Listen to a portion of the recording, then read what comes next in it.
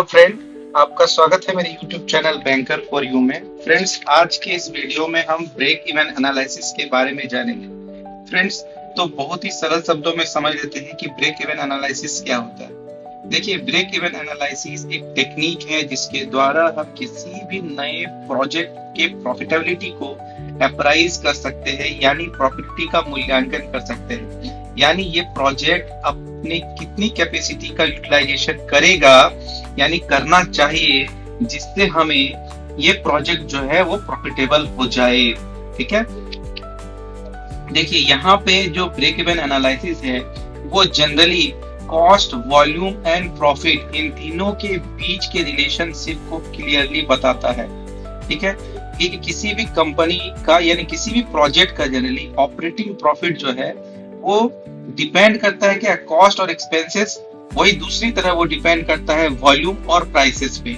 अगर आप cost, expenses या फिर वॉल्यूम एंड प्राइसेस इसमें थोड़ा सा भी अगर चेंजेस करते हैं तो कंपनी का जो ऑपरेटिंग प्रॉफिट है वो इंक्रीज या डिक्रीज हो सकता है। ठीक है, देखिए जो भी कंपनी का जो भी कॉस्ट है, यानी उस प्रोजेक्ट का जो भी कॉस्ट और एक्सपेंसेस है, उसको जनरली दो भागों में डिवाइड कर सकते हैं, है ना।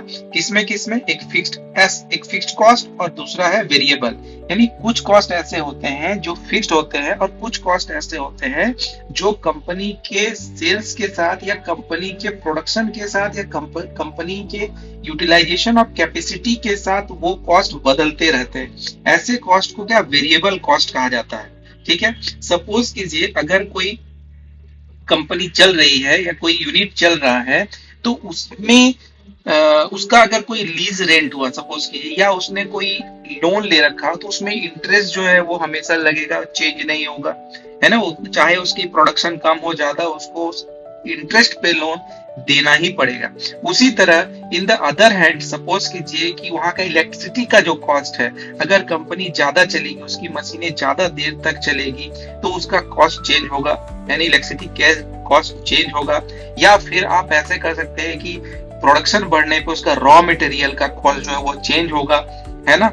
उसके बाद लेबर का कॉस्ट चेंज होगा। तो ये सब कॉस्ट जो वो वेरिएबल कॉस्ट है, और फिक्स्ड कॉस्ट वैसा है जो हमेशा फिक्स्ड रहता है। ठीक है, तो अब देखिए, है ना, अब ब्रेक इवन एनालिसिस जब हम करते हैं तो एक ऐसा पॉइंट आता है जहां पे उस कंपनी का जो कॉस्ट है, यानी जो प्रोडक्शन कॉस्ट है और जो इनकम है, वो दोनों ही क्या इक्विलिब्रियम स्टेज पे आता है। यानी ऐसा सिचुएशन जहां पे कंपनी को ना तो प्रॉफिट हो रहा है और ना ही लॉस हो रहा है, यानी उतना ही वो वॉल्यूम ऑफ सेल्स कर पा रहा है जिससे उसका कॉस्ट और उसका सेल्स इनकम दोनों ही इक्वल हो जा रहा है। तो ऐसे पॉइंट को क्या हम ब्रेक इवन पॉइंट कहते हैं। अब ब्रेक इवन पॉइंट में क्या होता है, हम ब्रेक इवन पॉइंट में हम या तो हम ब्रेक इवन यूनिट्स के हिसाब से निकालते हैं या तो ब्रेक इवन हम सेल्स के हिसाब से निकालते हैं। ब्रेक इवन यूनिट्स का मतलब हो गया कि कंपनी कितना प्रोडक्शन करेगी, यानी वो कितना वॉल्यूम ऑफ सेल्स करेगी जिससे हमारा कॉस्ट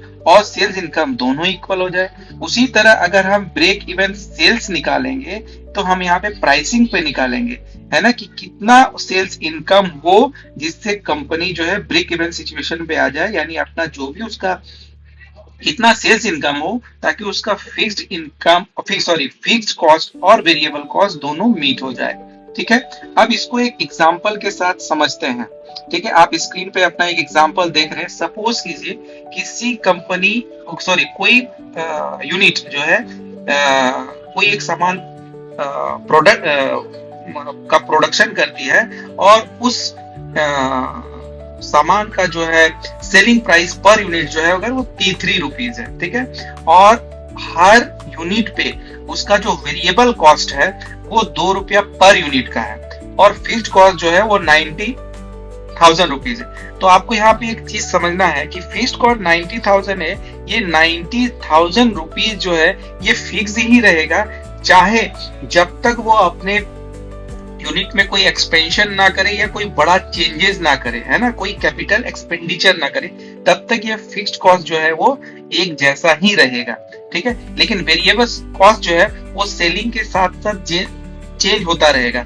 अगर मान लीजिए सेलिंग प्राइस उसकी बढ़ेगी तो उसकी वेरिएबल कॉस्ट भी उसकी हो सकती है बढ़ सकती है, या जैसे जैसे कंपनी का सेल्स बढ़ेगा, अपने वॉल्यूम ऑफ सेल्स बढ़ेगा, वेरिएबल कॉस्ट भी वैसे वैसे उसके साथ चेंज होता रहेगा, लेकिन फिक्स्ड कॉस्ट जो है हमेशा बड़ा बड़ा ही रहेगा। ठीक है, अब देखिए ये तीन चीजों को ही समझते हैं, सेलिंग प्राइस इतना है, वेरिएबल कॉस्ट इतना है, फिक्स्ड कॉस्ट कितना है। अब हमको ये देखना है कि इसका ब्रेक इवन पॉइंट क्या है, यानी ब्रेक इवन यूनिट्स हम निकालते हैं सबसे पहले कि कितने यूनिट का ये सेल करेगा, यानी कितने क्वांटिटी में वो सेल्स करेगा जिससे ये ब्रेक इवन पॉइंट इसको अचीव हो जाए, यानी fixed cost variable cost total equal to इधर में हमें जितना भी हमारा सेल्स इनकम है वो बराबर हो जाए, यानी नो प्रॉफिट नो लॉस का सिचुएशन आ जाए।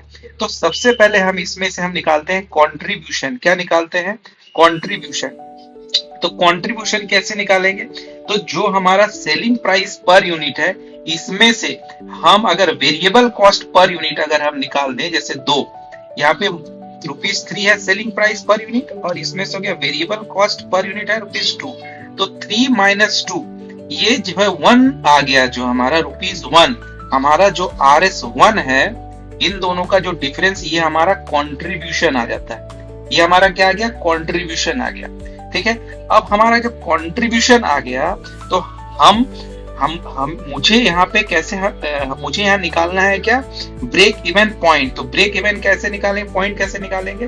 तो हमारा जो फिक्स्ड कॉस्ट है डिवाइडेड बाय कंट्रीब्यूशन माने ₹1। कंट्रीब्यूशन 1 का मतलब ये हो गया, जब हम अपने सेलिंग प्राइस में से वेरिएबल कॉस्ट निकाल ही दिए तो ₹1 ही हमें एज ए सेल्स के रूप में हमें इतना ही हमारा क्या इनकम हो रहा है। तो ये ₹1 टुवर्ड्स इसके और चला जाएगा, फिक्स्ड कॉस्ट के टुवर्ड्स चला जाएगा।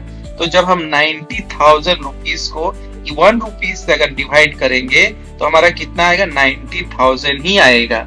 यानी हम अगर 90,000 यूनिट्स का अगर हम सेल करेंगे तो ही हम अपना जो कॉस्ट है फिक्स्ड कॉस्ट को मीट कर पाएंगे, यानी 90,000 यूनिट जो है हमारा क्या हो गया?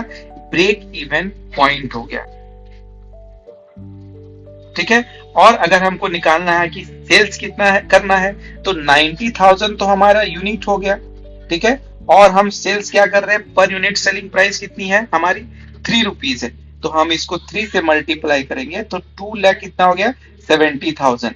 2,70,000, तो 2,70,000 जो है हमारा ब्रेक इवन सेल्स हो गया। यानी यह कंपनी अगर 2,70,000 रुपए का अगर सेल्स करेगा तो ही कंपनी अपने जो कॉस्ट है वेरिएबल कॉस्ट और फिक्स्ड कॉस्ट उसको मीट कर पाएगा। यानी अगर ये 2,70,000 से रुपए के ज्यादा सेल्स करेगा या फिर 90,000 यूनिट से ज्यादा यूनिट्स का सेल करेगा तो ही ये कंपनी जो है वो प्रॉफिट में जा सकती है। ठीक है, तो होपफुली आपको ब्रेक इवन पॉइंट समझ में आया होगा। डिटेल वीडियो देखने के लिए चैनल को सब्सक्राइब कर दें।